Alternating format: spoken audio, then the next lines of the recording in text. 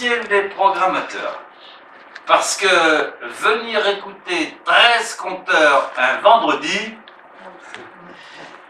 faut pas être superstitieux.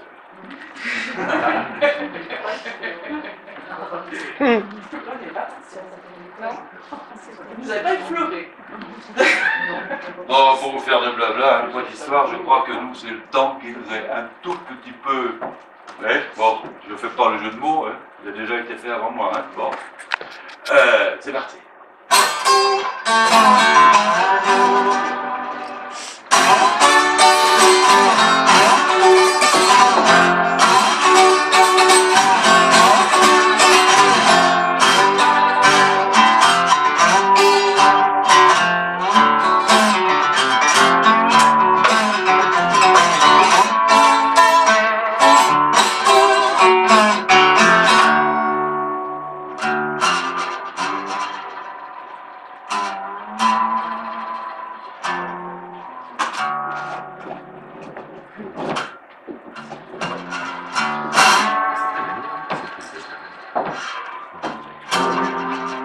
Nous autres, les compteurs, les histoires nous tombent parfois dessus de la plus étrange des manières.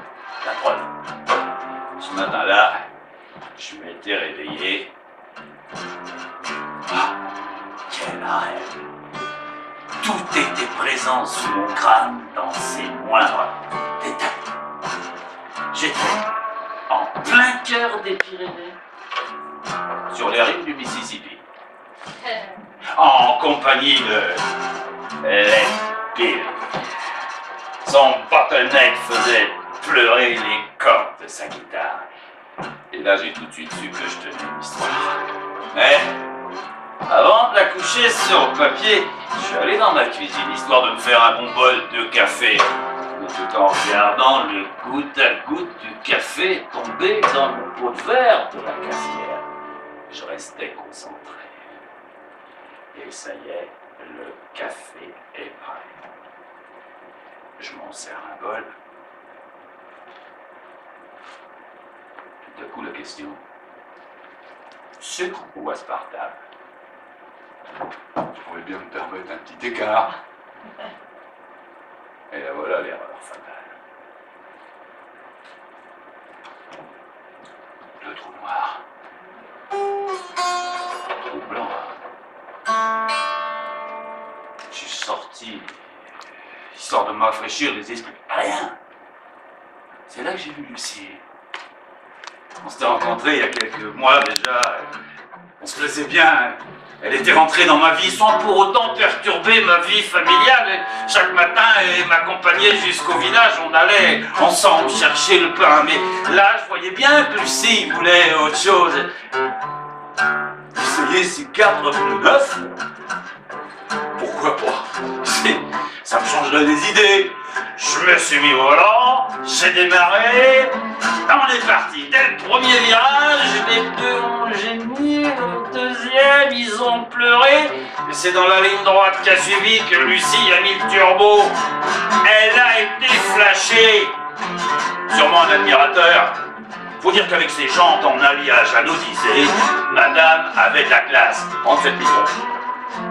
Elle a roulé jusqu'au bout du goudron et s'est arrêtée. Faut pas salir ses copines. J'ai continué seul sur le chemin de la montagne dans mes pensées. Quand je suis arrivé à la croisée des chemins, le silence.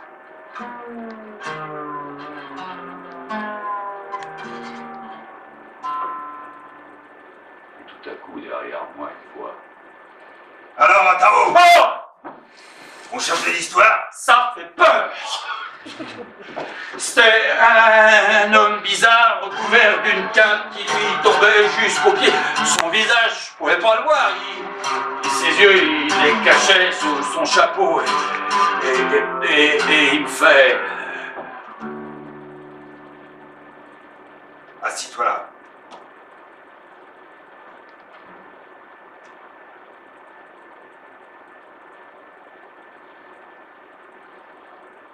L'endroit, je l'ai tout de suite reconnu. Dans mon rêve cette nuit, C'est là que j'étais assis.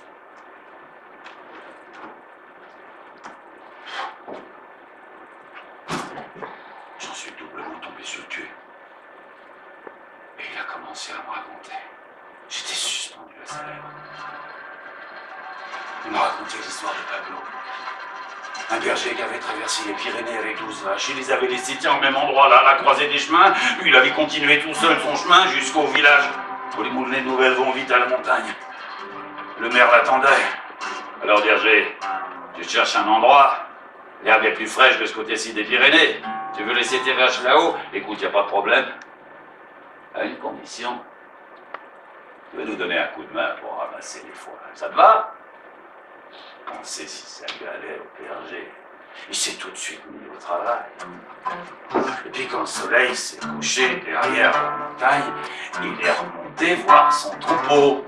Parce que je ne sais pas si vous avez des vaches. Vous n'avez pas des têtes à avoir des vaches.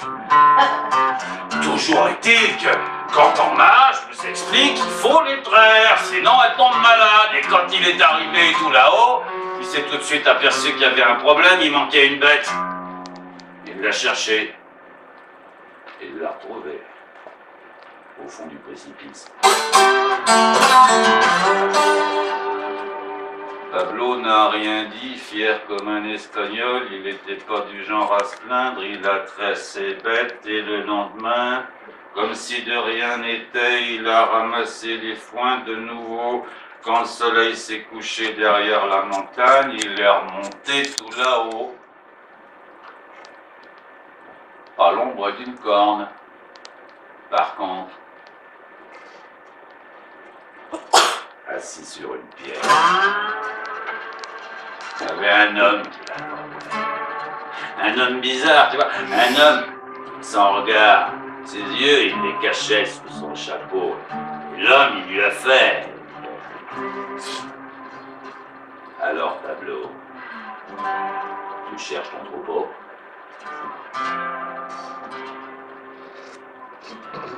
Vous l'avez vu?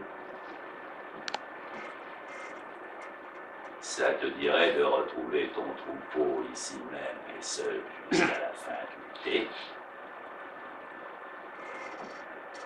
Ah, bien sûr, mais pourquoi vous me dites ça?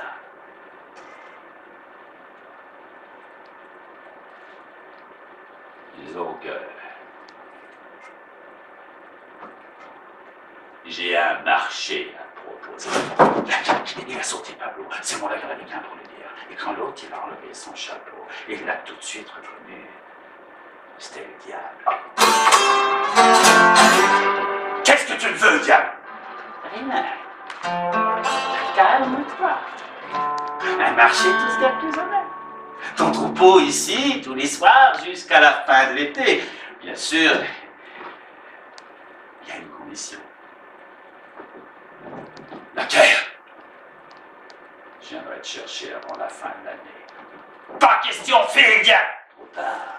À la croisée des chemins. Si tu croises le malin, même au scotch. Pas un mot, sinon t'es perdu. Le diable, il va s'immiscer en toi, il va trouver le chemin, il va trouver la faille. Et là, le diable, ça n'a pas été compliqué. Il a juste pris sa voix la plus mielleuse, sa voix la plus sucrée, sa voix papier cadeau. Et lui a fait. Tu pourrais choisir le jour qui te conviendrait.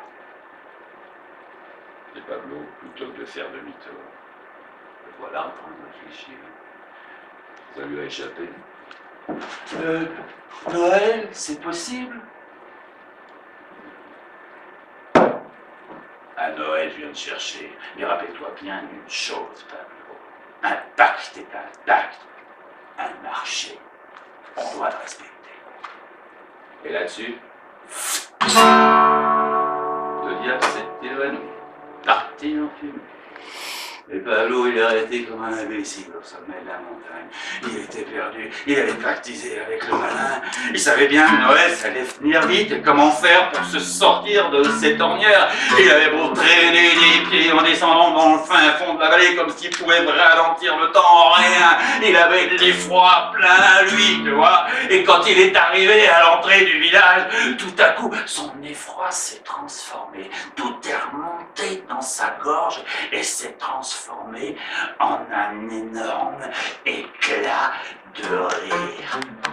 À Noël! À Noël! Je serai dans l'église! Je serai dans l'église! On a côté la montagne après lui. Vous avez jamais vu le diable rentrer dans une église? Le l'air aigu. Ne croyez les souvent, hein. Le jour de Noël, voyons, mais c'était complètement impossible. Il était sauvé. Attends, il restait quand même une chose à vérifier. Il n'a pas ramassé les foins de lendemain. Il est monté directement voir son troupeau. Est-ce que le diable allait tenir parole? Les 12 bêtes étaient là, même celle qui était tombée au fin fond du précipice. Elle avait rien cassé. C'est par elle qu'il a commencé sa traite. Eh ben, le seau qu'il avait amené, il n'a pas suffi. Le lendemain, il est monté avec 2 seaux. Et une semaine après, il en fallait 3. Vous avez compté. Dans le fond de la vallée, on disait rien, mais on avait pris. Il y a des choses dont on ne parle pas dans le village, ça fait dresser les cheveux sur la tête des gens. Sauf un. Le curé, il se terre avec le crâne. Pablo non plus, cette histoire, je n'ai pu en entendre parler. Moi, il l'avait presque oublié. Oh, pour la simple et bonne raison, la veille, au bal, il l'avait rencontré, jeune, belle, bien sûr, ça allait être sa femme. À la fin de l'été, ils se sont mariés. Ils étaient tellement heureux que le temps est passé à toute vitesse. C'est ainsi que le 24 décembre est arrivé. Il est rentré tôt dans l'église le matin et il s'est assis au premier rang. Les grenouilles de bénitier n'ont pas tardé à suivre. Elles venaient nettoyer, elles venaient astiquer, elles venaient cirer. C'est que monsieur le curé, la messe de Noël, c'était sa préférée. Et juste après le dernier.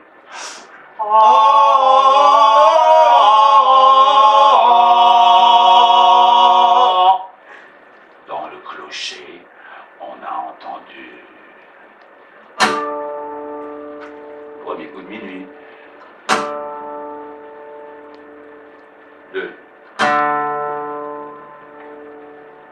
3. 7. 11. C'est là que ça s'est passé. Il y a les murs de l'église qui se sont mis à trembler. Les portes se sont ouvertes en grand et il était là, dans l'entrée.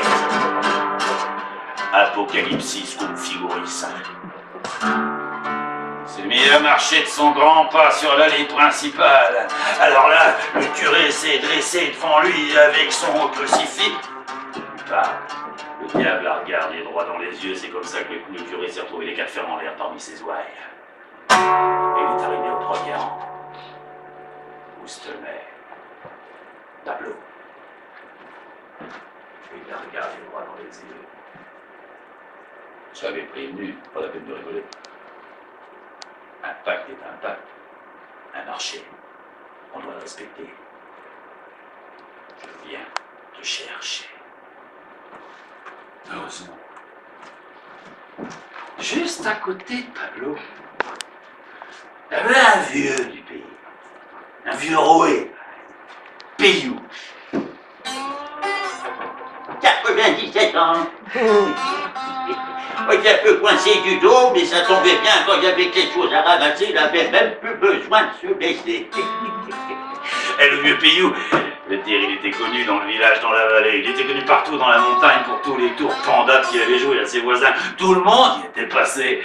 Mais quand t'as 97 ans, tu sais pas si demain tu vas te réveiller. Alors, un dernier tour avant de partir. Il y a l'œil du vieux qui s'est mis à briller. Il s'est levé. Bonjour, Diable. Bonjour.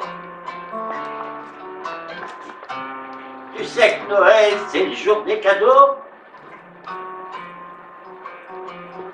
Oui, pourquoi?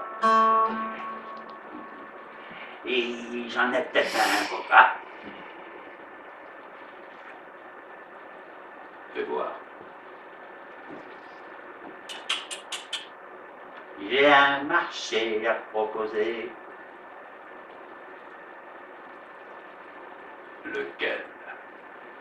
Et là, un petit pas, sans se presser. Il a marché dans ce coin de l'église où se trouvaient allumés tous les cierges. Et parmi toutes ces bougies, bien sûr, il a choisi. Je l'ai amené.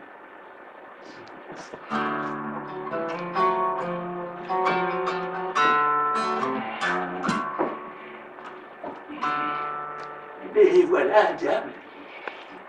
Quand ce petit morceau de bougie sera entièrement consumé, Pablo, tu pourras l'emmener. Et mon cadeau? Quand ce petit morceau de bougie sera entièrement consumé, Pablo, tu pourras l'emmener, tu pourras m'emmener avec. Alors là, ça a changé tout. 2 pour le prix d'un, le jour de Noël. Joyeux Noël! Je peux même vous dire qu'un Noël comme ça, il en avait pas vu depuis Judas. Vous pouvez pas refuser. D'accord. Mais dis donc, Diable, t'as bien dit qu'un pacte était un pacte et qu'un marché, on devait le respecter. Oui. Pourquoi? Pour ça.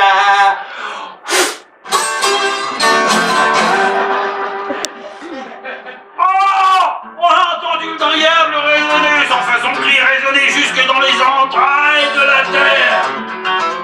Et entre nous, je venais vraiment d'entendre une histoire prodigieuse. Et cet homme qui venait de me la raconter avait déjà fait quelques pas sur le chemin de la montagne et puis s'est arrêté. Il s'est retourné vers moi. Son pouce, son index, sur le rebord de son chapeau, il m'a fait... Tao, j'ai un marché à proposer. J'ai rien dit. J'ai retrouvé Lucie. On est parti. C'est arrivé exactement ce qui devait arriver. Et c'est encore fait flasher. Je suis sûr que c'était même pas paradis. Et ce que je peux vous dire, c'est que j'étais bonaise et quand je suis arrivé chez moi, je me suis laissé tomber dans mon fauteuil. Entre nous, trou blanc, ce trou noir, j'avais récupéré mon histoire.